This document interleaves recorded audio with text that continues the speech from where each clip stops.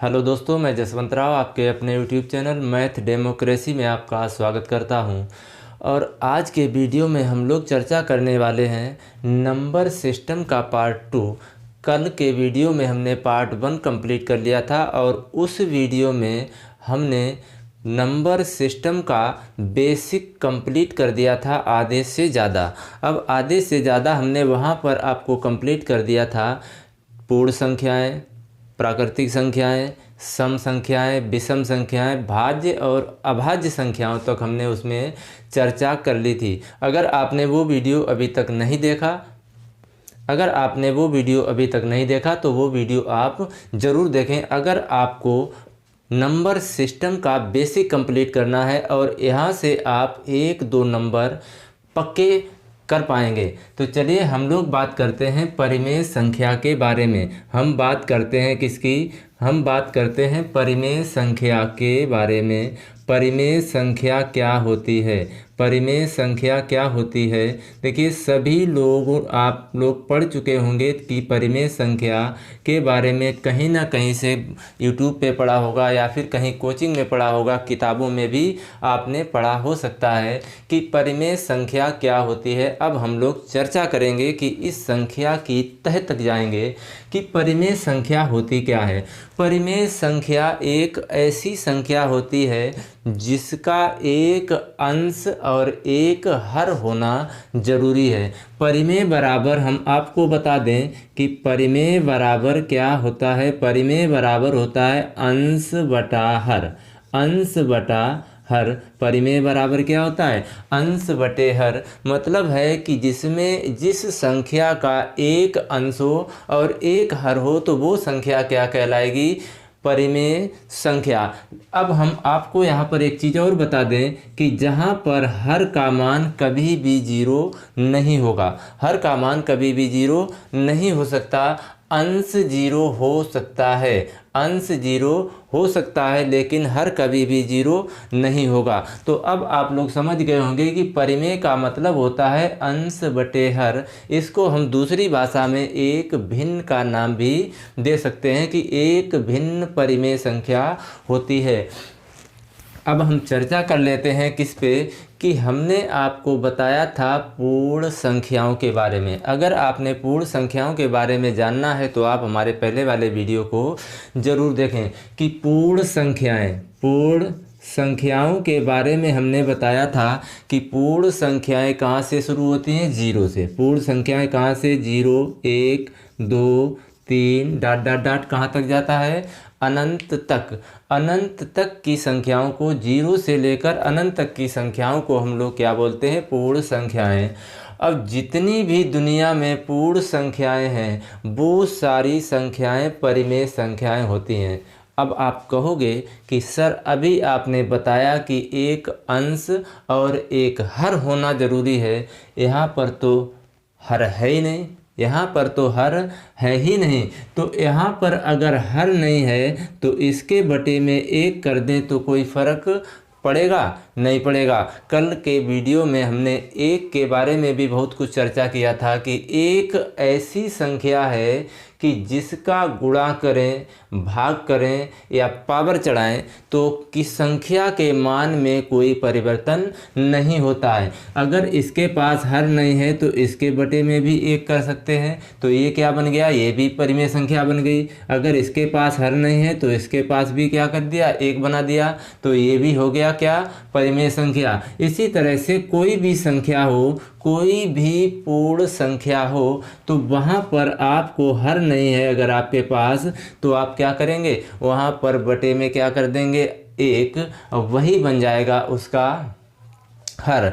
ऐसा करने से संख्या के मान में कोई परिवर्तन नहीं होता है। गणित में हमें इस तरह की पूरी आज़ादी है, पूरी तरह से ऐसी स्वतंत्रता, ऐसी छूट है कि हम कुछ भी जोड़ें, घटाएं, एक का भाग दें, एक का गुणा करें, संख्या के मान में कोई परिवर्तन ना हो तो हम ऐसा कर सकते हैं। जैसे 0 के बटे में 1 किया, कोई परिवर्तन नहीं होगा, 0 ही रहेगा। 1 के बटे में 1 किया, 1 ही रहेगा। 2 के बटे में 1 किया, 2 ही रहेगा। 3 के बटे में 1 किया, यहाँ पर भी मान 3 ही रहेगा। तो प्रत्येक पूर्ण संख्या, दुनिया में जितनी भी पूर्ण संख्याएं हैं, तो आप कहोगे कि वो कौन सी संख्या होगी? वो परिमेय संख्या होगी। वो पूर्ण संख्या भी है और हम उसको परिमेय संख्या भी कहते हैं। आपसे प्रश्न कैसे फंसाएगा यहाँ पर, बताइए कि निम्न में से कौन सी परिमेय संख्या नहीं है?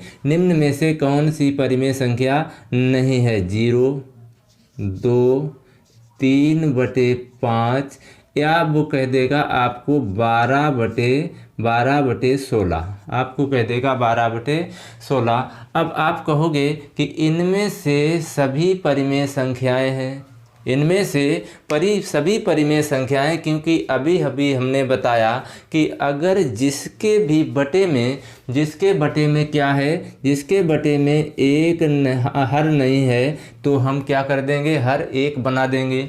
इसके बटे में नहीं है तो ये भी एक बना देंगे। तो ये भी हो गई परिमेय संख्या, ये भी क्या हो गई? परिमेय संख्या। ये भी है परिमेय संख्या, क्योंकि इसके पास भी अंश और हर दोनों हैं। अब बात करें 12/16 की, बात करते हैं 12/16 की। अब 12/16 भी, इसके पास भी एक अंश है और इसके पास भी एक हर है। ये अभी पूरी तरह से परिमेय संख्याएं हैं, ये अभी पूरी तरह से परिमेय संख्याएं हैं। देखिए, थोड़ा वीडियो लंबा हो सकता है, मैं आपको हर वो पॉइंट समझाने वाला हूँ जहाँ पर एग्जामिनर, जहाँ पर पेपर बनाने वाला आपको फंसा सकता है। ये देखिए 0 परिमेय संख्या है। सबसे छोटी परिमेय संख्या अगर आपसे पूछे कि क्या 0 एक परिमेय संख्या है, तो आपका जवाब होना चाहिए हाँ, 0 एक परिमेय संख्या है। परिमेय संख्या में हर 0 नहीं हो सकता है, लेकिन अंश 0 हो सकता है। तो 0 एक परिमेय संख्या है। आपसे पूछे क्या 3 परिमेय संख्या है? जी हाँ, 3 एक परिमेय संख्या है, 2 एक परिमेय संख्या है, 10 एक परिमेय संख्या है। लेकिन हम इसको एक रियल परिमेय संख्या नहीं कह सकते, इसको हम एक रियल परिमेय संख्या नहीं कह सकते। क्यों? इसको हम रियल परिमेय संख्या क्यों नहीं कह सकते? ये तो देखिए दोनों, ये भी परिमेय संख्या है, ये भी परिमेय बन गई, और ये तो परिमेय पहले से ही है। यहाँ पर देखिए है 12 कितना है? 16। अब देखिए अंश 12 है, अंश भी सम है और हर भी कितना है? सम है। मतलब है कि दोनों संख्याओं में अंश और हर दोनों में एक ही संख्या से भाग जाएगा। यहाँ पर देखिए 2 छंग 12 और 2 अट्ठे 16। क्या अब ये परिमेय संख्या है? हम इसको भी अभी भी रियल परिमेय संख्या नहीं कह सकते। अभी भी ये 2 से विभाजित होगी, 2 तिया 6 और ये 2 चौके 8। अब हम कह सकते हैं कि ये एक परिमेय संख्या है। लेकिन 12/16 एक परिमेय संख्या नहीं है। क्यों नहीं है? इसके पीछे का कारण ये है कि अंश और हर दोनों में एक ही संख्या से भाग नहीं जाना चाहिए। दोनों संख्याओं में, मतलब अंश में और हर में, दोनों में एक ही संख्या से भाग ना जाए तो वो संख्या कहलाती है परिमेय संख्या। अब ये हो गई रियल परिमेय संख्या, ये रियल परिमेय संख्या नहीं है। हम कह दें कि 15/25, हम कह दें कि 15/25, क्या ये परिमेय संख्या है? हाँ है, लेकिन रियल परिमेय संख्या नहीं है। क्यों नहीं है? क्योंकि 5 का भाग 15 भी 5 से विभाजित है और 25 भी 5 से विभाजित है। तो यहाँ पर 5 तिया 15 और 5 25, जो ये लिखा था वही ये लिखा है, दोनों का मान बराबर है। लेकिन ये परिमेय संख्या है और ये परिमेय संख्या नहीं है।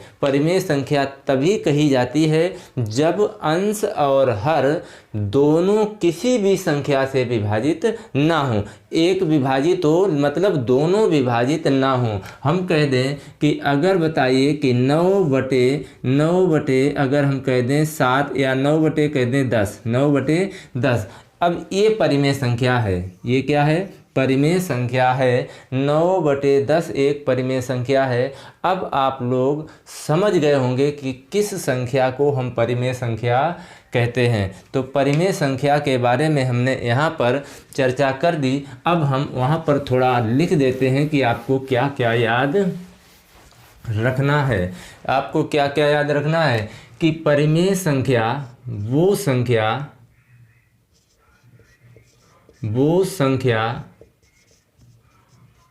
जो एक भिन्न को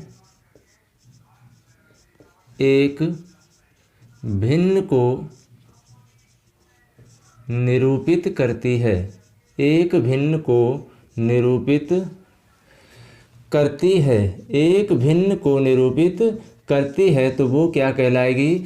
परिमेय संख्या। या हम कह देंगे कि जिस संख्या के पास एक अंश तथा एक हर हो, इसे क्या कह सकते हैं? इसे P/Q के रूप में लिखा जाता है। P/Q के रूप में क्या होता है? लिखा जाता है। P/Q के रूप में लिखा जाता है। अब हम कह दें कि यहाँ पर आपको लिखा जाता है जहाँ पर Q कभी भी जीरो नहीं हो सकता। जहाँ पर Q क्या हो सकता है? Q कभी भी जीरो नहीं होगा, मतलब हर कभी भी जीरो नहीं होगा। तो P/Q ये क्या है? बराबर है ये परिमेय संख्या। P/Q ये क्या है? परिमेय संख्या। अब P कुछ भी हो सकता है, 0 हो सकता है, 1 हो सकता है, 2 हो सकता है, 3 हो सकता है, लेकिन Q 0 नहीं हो सकता। Q क्या है? 0 नहीं हो सकता। Q का मान 1 हो सकता है, 2 हो सकता है, 3 हो सकता है, लेकिन 0 कभी नहीं होगा। तो ऐसी संख्या को हम क्या बोलेंगे? ऐसी संख्या को हम बोलेंगे परिमेय संख्या। तो आप लोग अब समझ गए होंगे कि परिमेय संख्या क्या होती है। अब परिमेय संख्या हम जैसे लिख देते हैं एग्जाम्पल लिख देते हैं। हमने मान लिया क्या है? 3 एक परिमेय संख्या है। जैसे हमने मान लिया क्या? 0 भी एक परिमेय संख्या है। हमने क्या मान लिया? 22/7 ये क्या है? ये एक परिमेय संख्या है। और हम बात कर लेते हैं 3/7, 4/9 ये कैसी संख्या है? ये सारी की सारी परिमेय संख्याएं हैं। जिसके पास हर नहीं है तो हम क्या करेंगे? उसके पास हर बना लेंगे। जिसके पास हर नहीं है तो उसके पास क्या करेंगे? हर बना लेंगे। तो ऐसी संख्या जिसके पास एक अंश हो और एक हर हो, वो संख्या परिमेय संख्या कहलाती है।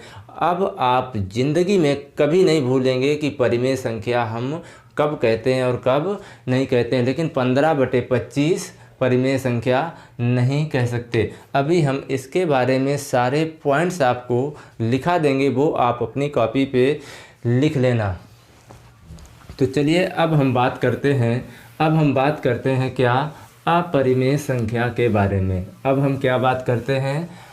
अपरिमेय संख्या के बारे में। अब हम बात करते हैं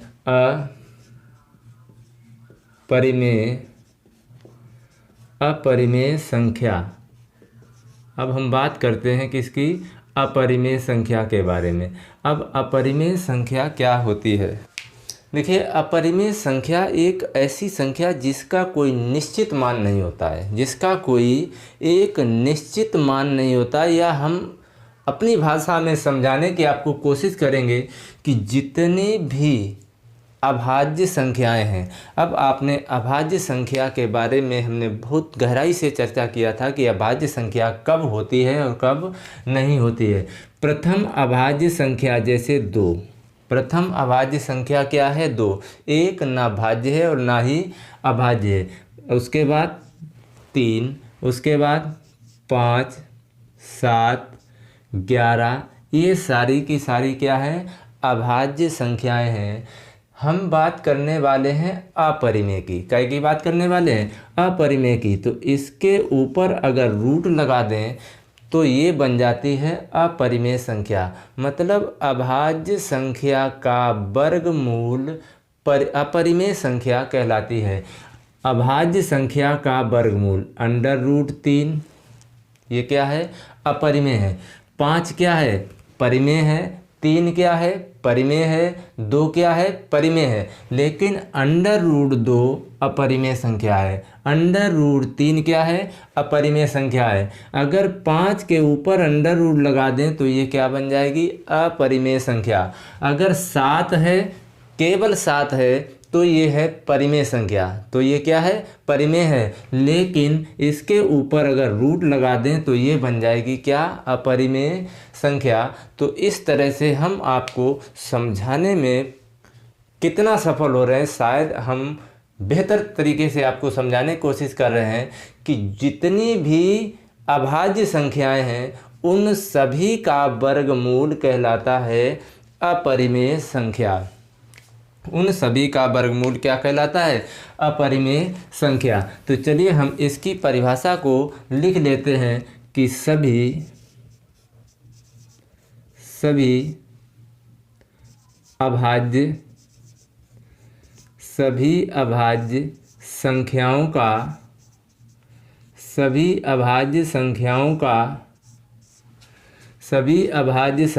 का वर्गमूल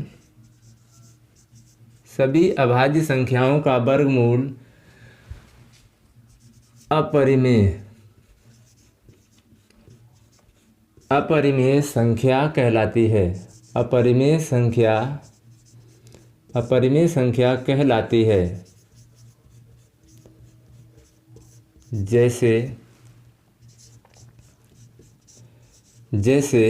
जैसे हम क्या बात करें? अभी हमने बात किया 2 के ऊपर √3, √5, √7, ये सारी क्या संख्या हैं? √23, √29, ये सारी कौन सी संख्याएं हो जाएंगी? अपरिमेय संख्याएं। मतलब जितनी भी अभाज्य संख्याएं हैं उनके ऊपर रूट लगाने के बाद वो बन जाती हैं क्या? अपरिमेय संख्या। अब आपसे प्रश्न कैसे पूछेगा कि निम्न में से कौन सी अपरिमेय संख्या नहीं है? निम्न में से कौन सी अपरिमेय संख्या नहीं है? उसने दे दिया √4, उसने दे दिया √9, √16, या उसने नाम दे दिया क्या? √3। बताइए इनमें से कौन सी अपरिमेय संख्या है? इनमें से कौन सी अपरिमेय संख्या है? देखिए 4 है, ये क्या है? अभाज्य नहीं है। 3 क्या है? अभाज्य नहीं है। ये कैसी संख्या है? भाज्य है। 16 कैसी है? भाज्य है। लेकिन 3 भाज्य नहीं है। 3 कैसी है? अभाज्य। क्योंकि 4 का वर्गमूल 2 होता है, 9 का वर्गमूल 3 होता है, 16 का वर्गमूल 4 होता है, लेकिन 3 का वर्गमूल नहीं होता है। इसका कोई निश्चित मान नहीं होता है। अगर कैलकुलेटर में भी इसका मान निकालोगे तो दशमलव के बाद बहुत दूर तक जाएगा, इसका कोई अंत निश्चित मान नहीं होगा। तो इसलिए ये कैसी संख्या हो जाएगी? अपरिमेय। अपरिमेय का मतलब जिसका कोई मेजरमेंट, जिसका कोई नाप ना हो, तो वो संख्या कहलाएगी अपरिमेय। देखिए ये वाली क्या है? परिमेय। ये वाली क्या है? परिमेय। ये क्या है? परिमेय। तो √3 कौन सी हो जाएगी? परिमेय। या आपको 3 परिमेय दे देगा, 1 अपरिमेय दे देगा, तो उनमें से आपको पूछ लेगा कि निम्न में से कौन सी अपरिमेय संख्या है या नहीं है। तो आपको यहाँ से प्रश्न पूछे जाते हैं और अक्सर परीक्षाओं में ऐसे प्रश्न बनते हैं। तो आप लोग समझ गए होंगे कि अपरिमेय संख्या क्या होती है। तो अब हम उन सारे पॉइंट्स की बात करेंगे जो आपसे परीक्षाओं में अक्सर पूछे जाते हैं, और यहाँ से आपको 1 नंबर मैं पक्का देने वाला हूँ। तो चलिए हम लोग चर्चा कर लेते हैं इन महत्वपूर्ण पॉइंट्स की, जहां से आपको अक्सर प्रश्न देखने को मिलते हैं। स्टेटमेंट के रूप में दे देगा, मान लिया ये 3 ऑप्शन सही उठा लिए, चौथा ऑप्शन कोई गलत कर देगा, निम्न में से असत्य कथन की जांच कीजिए। या मान लिया इनमें से 1 सही लिख दिया, 3 गलत लिख दिए, तो कहेगा कि आपसे सही कथन की सही कथन का चयन कीजिए। तो इस तरह से आप इन सारे स्टेटमेंट्स को अभी मैं और भी कराने वाला हूं कि यहाँ पर हम आपको सिर्फ सबसे पहले हमने बताया सबसे छोटी पूर्ण संख्या 0 होती है, सबसे छोटी प्राकृतिक संख्या क्या होती है, 1 होती है, हमने चर्चा पहले कर चुके थे। सबसे छोटी विषम संख्या 1 होती है, हम लोग चर्चा कर चुके हैं। एक ना तो भाज्य है और ना ही अभाज्य संख्या है। सबसे छोटी अभाज्य संख्या कौन सी होती है, 2 होती है, हमने वहाँ पर सिद्ध करके दिखाया था। सबसे छोटी सम संख्या क्या होती है, वो भी 2 होती है। सबसे छोटी विषम संख्या यहाँ पर लिखा, हाँ 1 लिखा है। सबसे छोटी भाज्य संख्या क्या होती है, 4 होती है, मैंने एक एक करके सबकी चर्चा की है। पाई एक अपरिमेय संख्या है और पाई का मान होता है 22/7, जबकि क्या होता है 22/7 एक परिमेय संख्या है और जो प्रत्येक पूर्णांक है वो परिमेय संख्या होती है। अभी हमने बताया कि पूर्णांक के पास अगर हर ना हो तो हम उसको एक हर दे सकते हैं 1 के रूप में, तो वो संख्या क्या बन जाएगी, परिमेय संख्या बन जाएगी। तो ये सारे पॉइंट्स आपको याद रखने हैं, अपनी कॉपी पर लिख लेने हैं। तो चलिए कुछ इम्पॉर्टेंट पॉइंट ये भी हैं कि इनसे भी स्टेटमेंट के रूप में आपके सामने प्रश्न बन सकता है, तो आपको ये सारे स्टेटमेंट भी आपको याद रखने हैं। तो चलिए हम इनको विस्तार पूर्वक चर्चा भी करेंगे और इनको समझाते हुए भी हम आपको आगे बढ़ेंगे। तो 2 सम संख्याओं का योग हमेशा सम होता है, मतलब है कि कोई 2 सम संख्याओं का योग अगर किया जाए तो अगर मान लिया यहाँ पर जैसे हमने मान लिया एक संख्या सम कितनी है 4 और एक दूसरी सम संख्या हमने मान लिया कितना 6, तो इसका योगफल हमेशा क्या होता है 10। तो इस तरह से सम कोई भी 2 सम संख्याएं अगर आप उठाएंगे तो उनका योग हमेशा क्या आएगा 10। ये भी आपको याद रखना है, ये पॉइंट क्या कह रहा है कि 2 सम संख्याओं का योग हमेशा सम ही आएगा। तो ये वाला पॉइंट आपको याद रखना है। आप और भी ऐसे एग्जाम्पल लेकर देख सकते हैं। तो यहाँ पर 2 सम संख्याओं का गुणनफल भी हमेशा सम संख्या ही होती है। तो जैसे मान लिया हम फॉर एग्जाम्पल ले लेते हैं, हमने कोई एक संख्या ले ली, क्या है यहाँ पर 2 सम संख्याओं का गुणनफल। चलिए हम मान लेते हैं एक हमने ले लिया 8, एक हमने क्या ले लिया, हमने मान लिया 6। तो 6 अट्ठे कितना हो गया 48, 6 अट्ठे 48। तो इस तरह से आप कोई भी 2 सम संख्याएं लेकर आप उनको अगर गुणा करेंगे तो उनका गुणनफल भी हमेशा सम संख्या आएगी। और सम के बारे में हम लोग बहुत अच्छे से चर्चा पिछले वीडियो में कर चुके हैं। 0 8 आया है तो यहाँ पर ये दोनों कैसी संख्याएं हो जाएंगी, सम। 2 विषम संख्याओं का योग हमेशा सम होता है। ये दोनों चीज़ें याद रखना कि सम संख्याओं का योग और 2 विषम संख्याओं का योग हमेशा सम ही होता है। जैसे मान लिया एक संख्या विषम हमने क्या ले ली 5, दूसरी संख्या एक विषम हमने क्या ले ली 9। तो 9 और 5 कितना हो गया 14। तो 14 एक सम संख्या है, लेकिन 5 और 9 एक कैसी संख्या है, एक विषम संख्या है। तो आई होप आप लोग समझ गए होंगे। तो कोई भी 2 विषम संख्याएं लेंगे और उनका अगर आपस में योग करेंगे तो हमेशा योगफल क्या आएगा, सम संख्या आएगी। परिमेय संख्या का हर कभी भी शून्य नहीं हो सकता। हम इसकी इससे पहले अभी चर्चा कर चुके हैं। इससे पहले हम लोग क्या चर्चा इसके बीच कर चुके हैं, P/Q, इसके बीच Q का मान कभी भी शून्य नहीं हो सकता। शून्य एक परिमेय संख्या है। अभी हमने बताया आपको शून्य क्या है, एक परिमेय संख्या है। इसके पास अगर हल नहीं है तो क्या कर देंगे, ये इसके बटे में 1 कर देंगे। तो ये हो जाए किसी संख्या की घात अगर शून्य हो तो उसका मान हमेशा 1 होता है। ये बात बहुत इम्पोर्टेंट है नंबर सिस्टम में। इससे जुड़े हुए बहुत से सवाल आपको 1 की जगह पर क्या करना है, आपको वहाँ पर दिमाग लगाना पड़ सकता है। ये वाला पॉइंट आपको बहुत अच्छे से याद रखना है कि अगर किसी भी संख्या की घात अगर शून्य हो, जैसे हमने मान लिया 150 की घात कितनी कर दी 0, तो इसका मान हमेशा 1 होता है। अब 150 की जगह पे आप 10,000 कर दें, 15,000 कर दें, 250 कर दें, कुछ भी कर दें, कोई भी संख्या है उसकी अगर पावर 0 कर देते हैं तो उसका मान हमेशा 1 होता है। तो उसके बाद हम देखते हैं क्या किसी संख्या से शून्य का गुणा करने पर शून्य प्राप्त होता है। ये तो सबको पता होगा, लेकिन आपको मैं फिर भी एक बार चर्चा करे दे रहा हूँ। अगर 15 में गुणे शून्य 0 करेंगे तो इसका मान हमेशा क्या आएगा, शून्य आएगा। तो किसी संख्या में शून्य से भाग देने पर, किसी भी संख्या में x y z कोई भी संख्या हो उसमें हम क्या करें, शून्य से अगर भाग दें। 150 ले ली कोई संख्या, उसमें शून्य से भाग दे दिया तो इसका मान हमेशा क्या होता है, इसका मान हमेशा अनंत होता है। ये कारण है कि कभी भी हर 0 नहीं होगा, क्योंकि हर अगर 0 कर दिया, अगर 0 से भाग कर दिया तो उसका मान हमेशा अनंत होता है। तो वो परिमेय या परिमेय की चर्चा खत्म ही हो जाती है, वहाँ पर उसकी चर्चा ही खत्म हो जाती है। तो वहाँ पर तो किसी संख्या में शून्य से भाग देने पर अनंत प्राप्त होता है, जैसा कि वहाँ पर आपको दिखाया गया है। शून्य में किसी संख्या से भाग देने पर शून्य प्राप्त होता है। अब देखिए इसी को उल्टा कर दें, इसी को क्या कर दें, उल्टा। तो इसी को उल्टा करें, 0/150, तो इसका मान हमेशा क्या होता है, 0 होता है। अगर 0/150 है, 150 की जगह पर x y z कुछ भी हो तो 0/150 है तो क्या आएगा, शून्य। और 150/0 है तो उसका मान हमेशा अनंत होता है। तो इससे बढ़कर आपसे नंबर सिस्टम के बेसिक से आपको नहीं पूछेगा। तो इतने पॉइंट्स आपको याद कर लेने हैं, स्क्रीनशॉट लेकर अपनी कॉपी पर लिख लेना। ये पॉइंट आपके लिए बहुत ज़्यादा उपयोगी होंगे। इतने ही पॉइंट से आपको हर परीक्षा में 1 नंबर, मैं गारंटी से कहता हूँ कि 1 नंबर आपको ये पॉइंट्स आपको देकर जाएंगे। तो हमने जितना भी आपको पढ़ाने की, अच्छे से अच्छा पढ़ाने की कोशिश की है, आपको बेहतर से समझ में आया होगा, मैं ऐसी आशा करता हूँ।